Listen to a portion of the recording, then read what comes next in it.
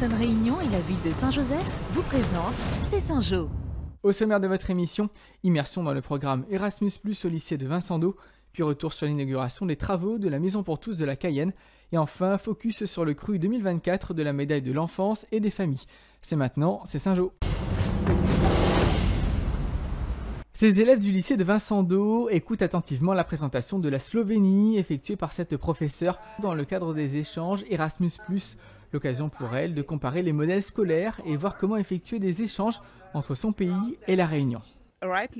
Actuellement, je suis seule. Mais je pense que cela pourrait être une magnifique opportunité pour les étudiants de découvrir cette île magnifique. Parmi les élèves présents, certains ont bénéficié du programme Erasmus+, et ont ainsi pu découvrir l'Espagne. J'ai pu beaucoup parler, du coup j'ai acquis de nouvelles habitudes. C'est plus simple de tenir une discussion. Et c'était incroyable aussi, c'était vraiment magnifique, j'ai vu plein de nouveaux paysages. Les élèves saint-josephois découvrent d'autres pays et les enjeux sont multiples. Le but évidemment c'est de leur ouvrir des portes, pouvoir leur faire des stages à l'étranger, déjà des mobilités, commence par des mobilités. Après le séjour d'une dizaine de jeunes en Espagne, un nouveau groupe de 10 élèves se prépare à se rendre cette fois en Italie. De belles découvertes en vue avec parfois des idées d'étudier ou de travailler dans ces pays. 20 ans après son inauguration, la Maison pour tous de Cayenne se refait une beauté et pas des moindres. Électricité, plomberie, menuiserie, aluminium, peinture et toiture sont ainsi rénovées. La proximité du bord de mer réduit la durée de vie des matériaux.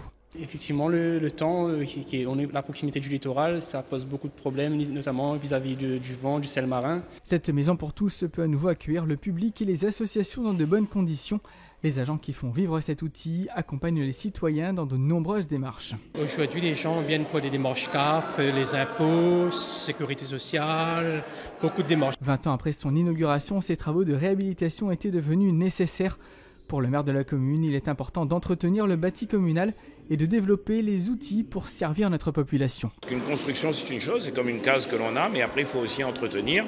Et à partir du moment où on s'adresse à la population, où on s'adresse aux forces vives, aux associations, il est important justement que cet outil propre, neuf, réhabilité, reconstruit, je dirais, soit maintenu. Ces travaux ont été réalisés aussi bien par des entreprises privées que par l'entreprise municipale, ce qui a permis de réduire la facture. Reste désormais à prendre soin et profiter de ce lieu rénové dédié à la population.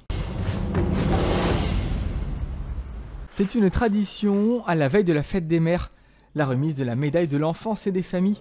À Saint-Joseph, elles sont 7 médaillées, 6 se sont présentes lors de la cérémonie en mairie. Accompagnées de leurs enfants, petits-enfants et leurs proches, ces 6 mamans se montrent fières et heureuses aujourd'hui. Moi, content mes enfants et tout là, on est là. Toute l'année, on essaye de voir nos enfants et les mettre dans les bons droits chemins. Faire grandir plusieurs enfants, à une époque où la vie n'était pas toujours simple, certaines d'entre elles se sont retrouvées seules après le décès de leur mari. Moi, depuis l'âge de 41 ans, je suis veuve, j'ai mes 4 enfants. C'était pas facile, ils prennent la lumière, tout ça, dans ce temps-là, ils prenaient aussi de leur pétrole. Cette reconnaissance de la ville et de la nation est nécessaire. Cette année, on voit la très grande partie des mamans, ce sont des veuves. Et donc des femmes qui ont assumé avec les maris l'équilibre de la famille. Une belle cérémonie pour reconnaître et remercier l'engagement et l'implication de ces mamans courageuses pour offrir une éducation et des valeurs à leurs enfants qui font la société d'aujourd'hui et de demain.